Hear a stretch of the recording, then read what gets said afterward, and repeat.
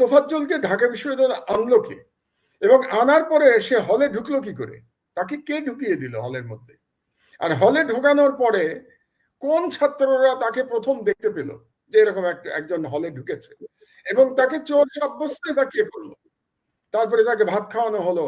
এই যে পুরো কর্মকাণ্ড, তোফাজ্জলের ঢাকা বিশ্ববিদ্যালয়ে আসা, বিশ্ববিদ্যালয় হলে যাওয়া, এবং তাকে চোর সাব্যস্ত করে একদল।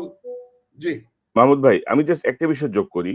জি এই ঘটনায় যে 4 জন বা 5 জনকে পুলিশ আটক করে জি কোর্টে নিয়ে যায়, জি তাদের জন্য সরকারের পক্ষ থেকে কোনো রিমান্ড চাওয়া হয়নি।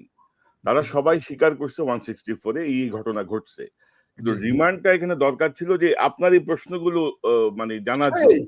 মানে এই প্রশ্নগুলো তো বেশি গুরুত্বপূর্ণ। আমরা তো সিসিটিভিতেই দেখতে পাচ্ছি যে তারা মেরেছে, এবং এটা তো ভাইরাল হয়েছে। সুতরাং অপরাধীদের শনাক্ত করা তো খুব কঠিন না এখানে। কিন্তু যেটা কঠিন, যে প্রশ্নগুলো আমি আজকে উত্থাপন করছি, যেটা আমি এখন পর্যন্ত কোনো মিডিয়াতে দেখি নাই,